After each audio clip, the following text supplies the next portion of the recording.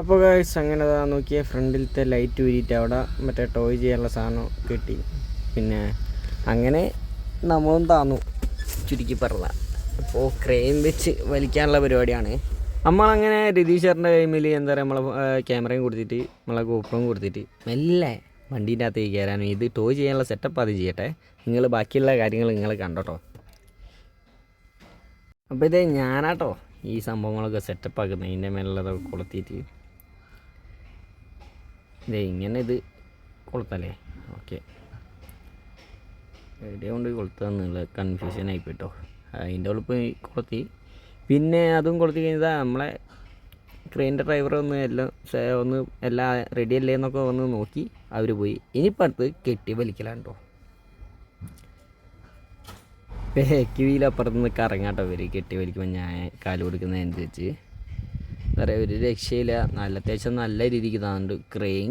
കഷ്ടപ്പെട്ട് ക്രെയിനും നല്ലോണം ഇത് വണ്ടി താന്നുകൊണ്ട് നല്ല ബുദ്ധിമുട്ടുണ്ട് ക്രെയിനും വലിക്കാൻ. അങ്ങനെ അവസാനം ഒടുവിൽ നമ്മളെ വണ്ടി കീറിപ്പോയി.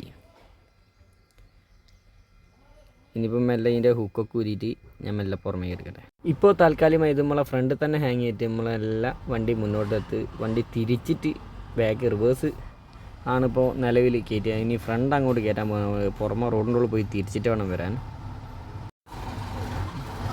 അപ്പോൾ ക്രെയിൻ അങ്ങോട്ട് മാറ്റിയപ്പോൾ തന്നെ ഞാൻ നൈസായിട്ട് മെല്ലെ എന്താ പറയുക എടുക്കാൻ തുടങ്ങി. ഇതാ ക്രെയിൻ മുന്നൊന്ന് മാറ്റിക്കൊണ്ടിരിക്കുകയാണ്. ഇനി ഇതങ്ങോട്ട് മാറ്റിക്കഴിഞ്ഞാൽ ഉടൻ ഞാൻ ഷടപടേ എന്ന് പറഞ്ഞ വണ്ടി എടുക്കും.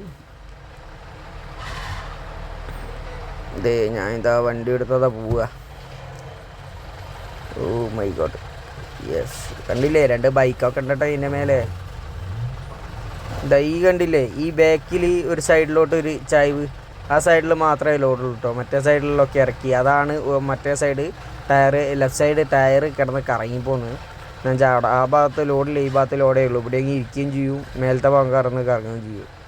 ഞാൻ റോട്ടിൽ പോയി തിരിച്ച് മെല്ലെ വന്നാട്ടോ. ഞാൻ ഈ റോഡുമെന്നല്ലാണ്ട് ഈ ഗ്രൗണ്ടിൽ നിന്ന് എത്ര തിരിക്കാൻ ശ്രമിച്ചാലും ഇപ്പം പറഞ്ഞ പോലെ വണ്ടി കറങ്ങിപ്പോകുന്നുള്ള ഒരു സിറ്റുവേഷൻ ആയതുകൊണ്ടാണ് ഞാൻ നൈസായിട്ട് റോഡിൻ്റെ ഉള്ളിലേക്ക് ഇറക്കിയത്. റോഡിൻ്റെ ഉള്ളിലേക്ക് ഇറക്കി ചെറിയൊരു ട്രാഫിക് ബ്ലോക്കൊക്കെ ഞാൻ ഉണ്ടാക്കിയെങ്കിലും നല്ല സക്സസ്ഫുള്ളി ഞാൻ എന്താ പറയുക വണ്ടി എടുത്ത് ഉള്ളിൽ കയറി. ഇവിടെ ഒരു പോസ്റ്റ് ഉണ്ട്, ആ പോസ്റ്റിൻ്റെ മേലെ കൂടെ ബാക്ക് ടയർ കയറുമ്പോൾ അത് ഒരൊറ്റയടിക്ക് കിട്ടില്ല.